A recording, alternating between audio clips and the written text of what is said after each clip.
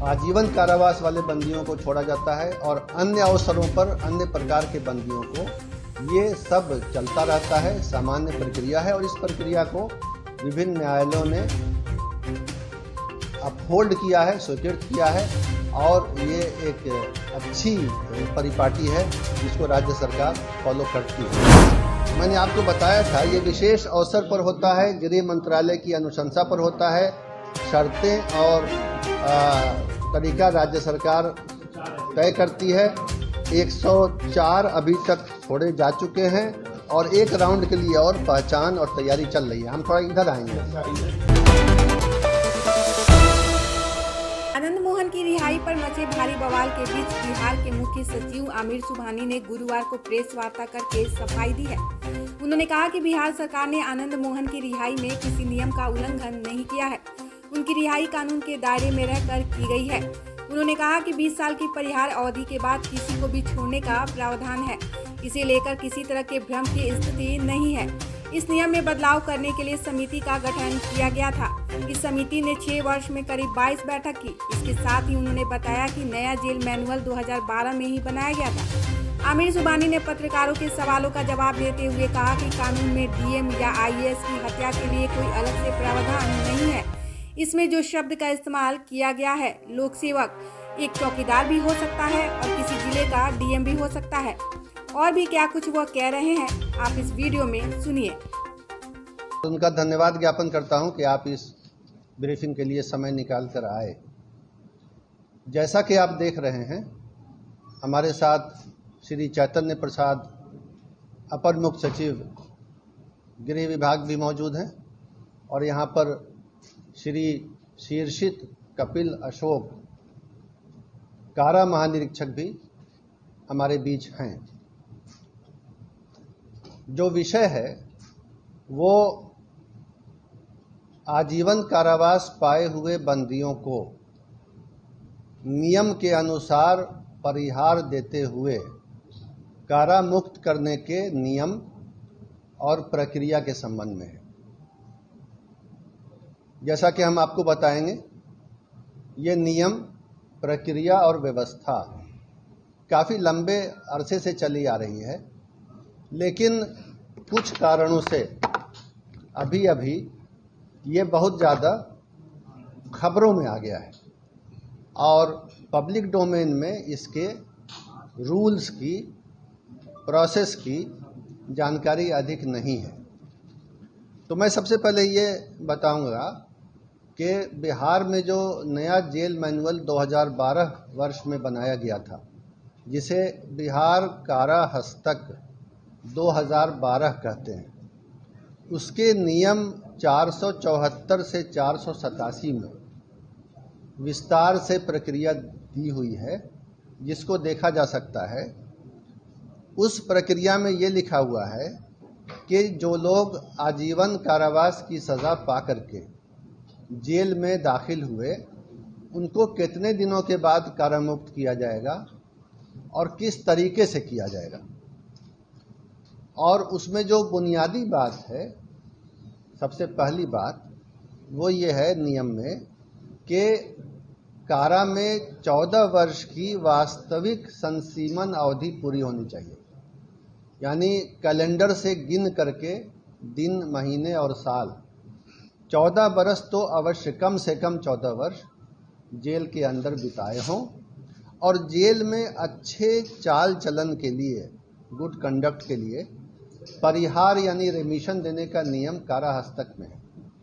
तो परिहार समेत 14 वर्ष की अवधि पर परिहार की अवधि जोड़ने के बाद 20 वर्ष की गणना होनी चाहिए। तो ये परिहार जो है ये नोशनल है, ये रिवार्ड पॉइंट है या बोनस पॉइंट है, लेकिन इसकी गणना भी महीने और साल में होती है। तो 14 वर्ष की वास्तविक अवधि और 20 वर्ष परिहार समेत करके जिनको योग्य पाया जाएगा उनकी कारा मुक्ति पर विचार किया जाएगा। अब उस विचार करने के लिए प्रक्रिया और शर्तें हैं और इसके लिए एक राज्य स्तरीय परिषद भी गठित है जो इस मामलों पर विचार करके अपनी अनुशंसा सरकार को देती है कि कौन कौन से बंदी इस नियम से कारामुक्त होने के लिए योग्य पाए गए। उस परिषद का नाम राज्य दंडादेश परिहार परिषद है और ये सरकार के आदेश से विधिवत रूप से गठित है। इस सचिव गृह विभाग होते हैं और कई अधिकारी इसके सदस्य होते हैं और उन अधिकारियों में 2 न्यायिक सदस्य भी हैं, जुडिशियल मेंबर, जो डिस्ट्रिक्ट जुडिशियरी के बहुत सीनियर अधिकारी होते हैं। सामान्यतः अभी की व्यवस्था में डिस्ट्रिक्ट जज जो पटना के हैं और बिहार सरकार के विधि सचिव जो खुद भी डिस्ट्रिक्ट जज होते हैं, ये इसके मेंबर हैं। तो कहने का मतलब ये है कि ये परिषद जो है कानूनी दृष्टिकोण से बारीकी से विचार करके, अपना माइंड अप्लाई करके, जिसमें जुडिशियल माइंड भी होता है, 2 विद्वान जजों का भी उसमें विचारण और मंतव्य शामिल होता है, उसके बाद ही कारा मुक्त करने का प्रस्ताव गठित करती है, जिस पर सरकार का आदेश लिया जाता है। पिछले 6 सालों में अब तक 22 बैठकें इस परिषद की हो चुकी हैं इसी विषय पर, ऐसे ही बंदियों को छोड़ने के लिए, और 22 बैठकों में 1161 बंदियों को छोड़ने की बात पर निर्णय लेने हेतु विचार किया गया। उसमें जिले के एसपी से, प्रोबेशन ऑफिसर से और ट्रायल कोर्ट के जज से भी रिपोर्ट मंगाई जाती है। कुछ रिपोर्टें कारा मुक्ति के फेवर में होती हैं, कुछ कारा मुक्ति के फेवर में नहीं होती हैं रिपोर्टें। तो अब तक जो पिछले 6 सालों में 22 बैठकों में 1161 बंदियों की रिहाई के लिए विचार हुआ है, उसमें से जो उपयुक्त फिट पाए गए हैं, रिहाई के लिए फिट पाए गए हैं, ऐसे 698 बंदियों को समय समय पर आदेश निकाल के सरकार ने छोड़ा है और वो अब समाज में एक नई जिंदगी बिता रहे हैं। इसके अलावा कुछ और भी नियम है जिसमें अन्य प्रकार के सजा याफ्ता बंदियों को भी छोड़ने के लिए समय समय पर 1 टाइम डिसीजन, एक बार का निर्णय लिया जाता है, जो सामान्यतः 26 जनवरी यानी गणतंत्र दिवस, 15 अगस्त यानी स्वतंत्रता दिवस और 2 अक्टूबर अर्थात महात्मा गांधी जयंती के अवसर पर सरकार लेती है। इस बारे में अक्सर भारत सरकार से भी राज्य सरकार को परामर्श यानी एडवाइजरी लेटर प्राप्त होता है। राज्य सरकार उसके आलोक में बंदियों को छोड़ने के लिए शर्तें तय करती है और उनको भी छोड़ा जाता है। अब तक 104 ऐसे बंदियों को विशेष अवसर पर, जो 3 अवसर मैंने आपको बताए, उन अवसर पर कारामुक्त किया गया है, सज़ा में छूट दे करके कारामुक्त किया गया है। और एक बार और ये काम होना है, जिसका आदेश संकल्प संख्या 2644 दिनांक 10 अप्रैल 2023 से के माध्यम से गृह विभाग ने निर्गत किया है और उसके अंतर्गत बंदियों की पहचान की जा रही है कि एक बारगी उपाय के तहत 10 वर्ष तक की सजा पाए हुए, ये आजीवन कारावास नहीं है, 10 वर्ष या उससे कम की सजा पाए हुए बंदी जो प्रथम बार अपराध कारित किए हों, इसके पहले दूसरा कोई अपराध नहीं किया हों, और जिन्होंने कारावास की अवधि के दौरान लगातार अच्छा आचरण बनाए रखा है, उनको प्राप्त सजा की अवधि की आधी सजा पूरी कर ली तो उसको समय पूर्व छोड़ने के लिए सरकार निर्णय लेगी।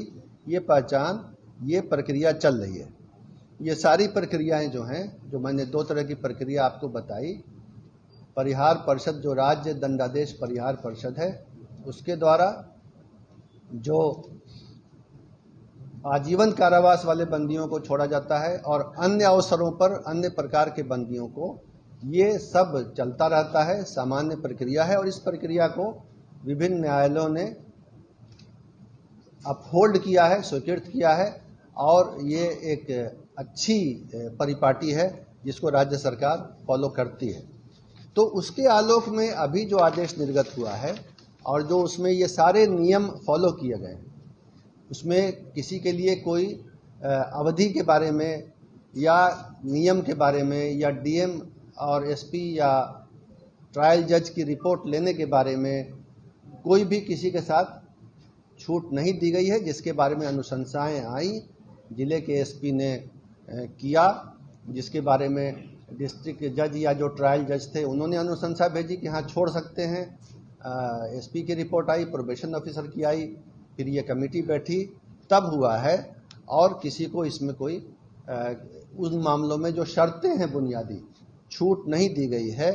एक बंदी जो राजनीतिक बंदी हैं, श्री आनंद मोहन का नाम आ रहा है, मीडिया में भी आ रहा है, उनका भी केस अलग कुछ नहीं था। वो उनको भी जो है उनकी तो 14 वर्ष नहीं 15 वर्ष 9 माह 25 दिन की वास्तविक अवधि पूरी हो चुकी है। 14 वर्ष के बदले 15 वर्ष 9 माह 25 दिन और परिहार सहित अगर जोड़ें तो 22 वर्ष 13 दिन की सजा पूरी हुई है।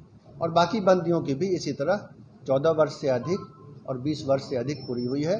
ये एक सामान्य प्रक्रिया है प्रशासनिक और पहले से चली आ रही है और इसमें किसी तरह का कुछ नियम के पालन में कोई कमी नहीं की गई है। यही बातें आपको बतानी थी और आपने इसको धैर्य के साथ सुना, इसके लिए मैं आपको धन्यवाद देता हूँ। बारी बारी मैं सबको अवसर दूंगा।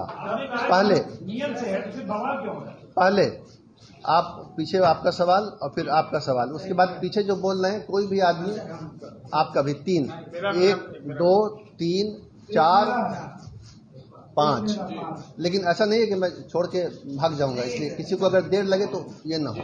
देखिए, जो आपत्तियां हो रही हैं वो निराधार हैं और यही बताने के लिए मैंने आप सबको आमंत्रित किया है। और जितने विस्तार से मैंने आपको नियम भी बताया और प्रक्रिया बताई और जितने लोग इसमें इन्वॉल्व हैं, एक कमेटी भी है और डिस्ट्रिक्ट की रिपोर्ट है, एसपी की है, न्यायिक सदस्य 2 कमेटी में है, एक ट्रायल जज भी हैं जो जिले से रिपोर्ट भेजते हैं, तो इसमें किसी तरह की आपत्ति या विवाद की गुंजाइश बनती नहीं। जो आईएएस वाली बात आ रही है, आईएएस वाले मामले में या बड़े अधिकारी मामले में इसके पहले कोई इसको छोड़ा गया है? मैं बताता हूँ, ये आईएएस वाली बात भी गलत आ रही है। जो नियम था या नियम है या उसमें कुछ संशोधन किया गया है जो सबको पता है, उसमें पहले भी आईएएस का कोई अलग कैटेगरी नहीं था, आईएएस का उल्लेख नहीं था। जो नियम था वो लोक सेवक की हत्या का था। लोक सेवक कोई भी हो सकता है, चौकीदार हो सकता है, सिपाही हो सकता है, राजस्व कर्मचारी हो सकता है, कोई भी राजपत्रित अधिकारी हो सकता है, उससे बड़ा अधिकारी हो सकता है, IAS IPS Indian forest service हो सकता है। तो आईएएस के लिए न तो कोई पहले विशेष व्यवस्था थी और न अभी है, और सेवा के आधार पर भेदभाव हो भी नहीं सकता है। तो आईएएस जो बात हो रही है, आईएएस का इशू, आईएएस के बारे में कोई बंधन प्रतिबंध पहले भी नियम में नहीं था, अभी भी नहीं है। आईएएस का तो उल्लेख तक नहीं था पुराने नियम में। देखिए, लोक सेवक का इसलिए हटाया गया कि जो लोक सेवक हैं और जो दूसरा कोई नागरिक है, ये महसूस किया गया कि उसमें कोई अंतर करना ठीक नहीं होगा, इसलिए हटाया गया। लेकिन हटाने के बाद भी जो परिहार की शर्तें हैं, 14 वर्ष 20 वर्ष, अच्छा आचरण, डिस्ट्रिक्ट से फेवरेबल रिपोर्ट, वो सारा रखा गया है। ऐसा नहीं है कि वो हटाने के साथ साथ बाकी चीज़ें भी हटा दी गई हों और बिल्कुल खुला कर दिया गया हो कि तुरंत रिहा करो, वैसा नहीं है। बाकी सारी शर्तें पूरी करनी पड़ रही हैं। ऐसा नहीं है कि बाकी शर्तें पूरी नहीं करनी पड़ रही हैं। बाकी शर्तें जो थी प्रक्रिया की, जो मैंने आपको विस्तार से समझा दिया, उसे दोहराऊंगा नहीं।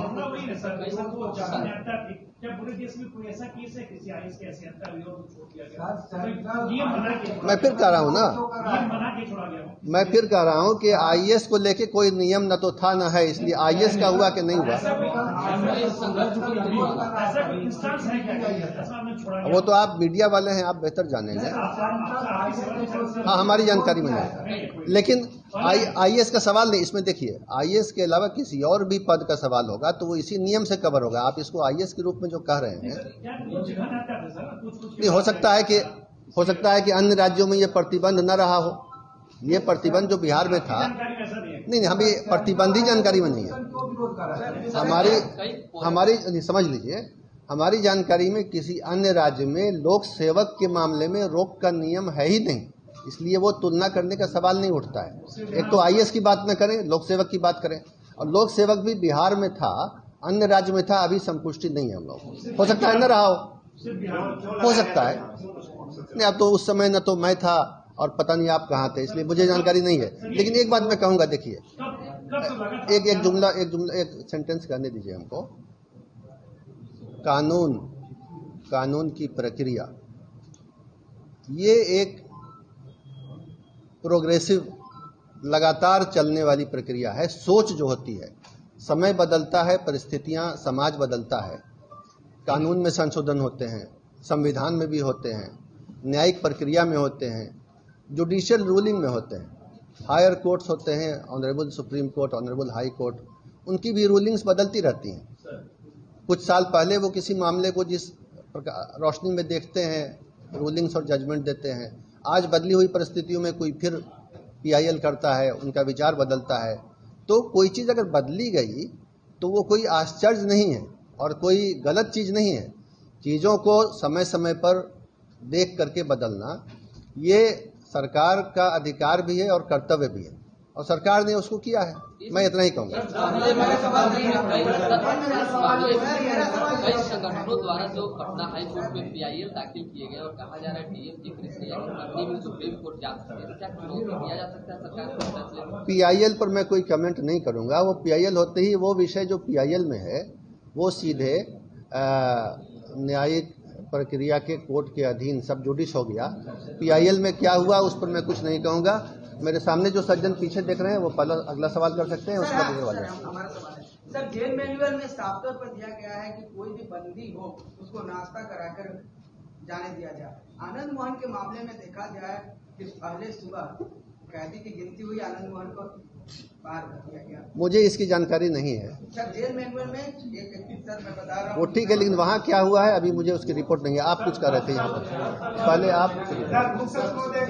मैं दाहिने से शुरू कर रहा हूँ। सर, मेरा क्वेश्चन ये है, जैसे कि आपने बताया कि सारे प्रोविजंस को फॉलो किया गया बिफोर रिलीजिंग बेल और बिफोर टेकिंग द डिसीजन। ऐसा प्रोविजन है क्या कि विक्टिम के फैमिली से भी कंसल्ट किया जाए या रिक्वेस्ट किया जाए, as it happened in the case of assassination of former prime minister of India? ये बहुत अच्छा सवाल किया आपने। ये होता ये है कि जो प्रोबेशन ऑफिसर होता है, ये एक सेवा है, एक कैडर है जेल डिपार्टमेंट के अंडर में, जहाँ गजटेड अफसर होते हैं प्रोबेशन अफसर, और उनको ट्रेनिंग होती है इन चीज़ों की। उनकी भी रिपोर्ट ली जाती है और जांच के क्रम में प्रोबेशन ऑफिसर वहाँ जाते हैं उस गांव में, जहाँ जिस गांव का वो है अभियुक्त और अन्य लोग हैं, तो वो स्थानीय स्तर पर सामाजिक पूछताछ करते हैं कि इस बंदी के मुक्त होने से वहाँ के सामाजिक सद्भावना पर, विधि व्यवस्था पर, अपराध पर क्या असर पड़ेगा। और जब तक उनकी रिपोर्ट ये नहीं आती है कि इस बंदी के मुक्त होने से कोई खतरा या तनाव या सामाजिक सद्भावना या अपराध होने वाला नहीं है, उनकी रिपोर्ट फेवरेबल आती है, तभी राज्य दंडादेश परिहार परिषद अलाउ करती है। और जिस तरह SP की रिपोर्ट और ट्रायल जज की रिपोर्ट देखी जाती है, प्रोबेशन ऑफिसर की रिपोर्ट भी देखी जाती है, जिसमें यही बिंदु स्थल जांच करके रिपोर्ट होता है। और इस बार और इसके पहले हर बार प्रोबेशन ऑफिसर की रिपोर्ट मंगा के और इसमें इस बिंदु पर फेवरेबल होने पर ही छोड़ा जाता है, और इस बार भी ऐसा ही किया गया है। इधर आप पूछ लिए, अभी मैं इनसे पूछूंगा। मैं इधर आ रहा हूँ। 10 साल की सजा पाए लोगों को भी आप लोगों ने, बंदियों को भी छोड़ने की बात कही है। कितनी संख्या है सर, कितने लोग? मैंने आपको बताया था, ये विशेष अवसर पर होता है, गृह मंत्रालय की अनुशंसा पर होता है। शर्तें और तरीका राज्य सरकार तय करती है। 104 अभी तक छोड़े जा चुके हैं और एक राउंड के लिए और पहचान और तैयारी चल रही है। हम थोड़ा इधर आएंगे, मैं इधर आ गया, मैं लौटूंगा वापस। कहा जा रहा है कि बिहार के मुखिया है एक रैली में संबोधन किए थे और वहाँ से बिरादरी का लाभ लेने के लिए जेल के रूप को बदलाव में किया गया। मैं ये कहूँगा, जैसा मैंने बहुत विस्तार से बताया, ये एक सामान्य कानूनी और प्रशासनिक प्रक्रिया से हुआ है और इसको राजनीतिक रंग नहीं दिया जाना चाहिए। ये मेरा अपना व्यक्तिगत विचार है कि इसमें राजनीति का अंश नहीं डालना चाहिए। सामने कोई पूछ रहे थे कुछ। परिहार जो आप लोग देते हैं तो जेल में अच्छे आचरण का हवाला भी दिया जाता है, लेकिन 2021 को आनंद मोहन के खिलाफ एक FIR दर्ज हुआ है जिसमें उनके पास से 4 मोबाइल फोन बरामद हुए थे। वो केस अभी चल रहा है, तो क्या ये भी अच्छे आचरण में शुमार है? देखिए, ओवरऑल रिकॉर्ड को देख के दिया गया है, उसमें सारी बातों का विचार किया गया है। इस एफआईआर के बारे में मुझे नहीं पता है, लेकिन ओवरऑल सारा रिकॉर्ड देखा गया है, कोई चीज छोड़ी नहीं गई, ये मैं कहूँगा। सर, आपने मेरे प्रश्न का सर मैं ये बोल रहा हूँ कि विक्टिम के फैमिली से पूछा गया था क्या? This is what I am asking. देखिए, मैंने जनरल प्रोसेस प्रक्रिया डिटेल में समझा दी, और बाकी हर चीज़ का एक स्पेसिफिक पता करके तो मैं नहीं आया हूँ, लेकिन मैं यही कहूँगा कि जहाँ जहाँ से पूछना और रिपोर्ट लेना आवश्यक था वो सब करके ही हुआ है। और अगर वो सारी रिपोर्टें नहीं आई होती और सारी रिपोर्टें फेवरेबल नहीं आई होती तो ये राज्य दंडादेश परिहार परिषद छोड़ने की अनुशंसा कभी नहीं करता। ये आप जेल मैनुअल में देख लीजिए, जेल मैनुअल में जो टाइम है वही टाइम है। जी कृष्णैया की पत्नी ने कहा है कि मैं किसी व्यक्ति के अपने विचारों पर यहाँ से क्या कमेंट करूँगा। हाँ, जो भी हो, किसी व्यक्ति ने मीडिया को अपने विचार रखे तो उस पर मेरे कमेंट करने की कोई जरूरत नहीं है। सामने पीछे से कोई सवाल आ रहा था। सर, सेंट्रल आईएएस एसोसिएशन ने कहा इस पर विचार करने के लिए चिट्ठी लिखी है जो मेरे पास है, क्या इस पर विचार करेंगे? मैं फिर कह रहा हूं कि हर व्यक्ति को, हर संगठन को अपनी राय व्यक्त करने का अधिकार है। लोग अपनी अपनी राय दे रहे हैं। आप ही के सेवा कर रहे हैं। ये सेवा किसी की हो, सेवा को भी अधिकार है। सेवा, गैर सेवा, मीडिया, तो मैं जाना दूं क्या उस पर आप विचार करेंगे? नहीं, अभी तो एक नियम से काम हुआ है। नियम से काम होने के बाद जो लोग जो कह रहे हैं वो अपने विचार रख रहे हैं। सर, एक छोटा सवाल था, जिन 27 कैदियों को रिहा किया गया उनमें एक मृत कैदी का भी नाम शामिल है, जिनको बक्सर से रिहा किया गया। हो सकता है उनके हाल में मृत्यु हुई हो और उसकी सूचना मुख्यालय तक नहीं पहुंची हो। 6 महीने पहले। हाँ, हम लोग इसकी जांच करेंगे कि ऐसा कैसे हुआ। कार्रवाई भी होगी, हो गई क्या? कर रहे हैं। सुबह जेल से छोड़ देना और कितना जायज है? इसकी मुझे जानकारी नहीं है कि क्या हुआ है, कब छोड़ा है, क्या छोड़ा है, मुझे नहीं पता। छोड़ने का आदेश बहरहाल था। बाकी आप जो कह रहे हैं मैं उसको भी नोट करता हूँ। मेरे ख्याल से आपके सभी जवाबों का संतोषजनक उत्तर देने का मैंने प्रयास किया है। आपके सहयोग के लिए आप सबको बहुत बहुत धन्यवाद।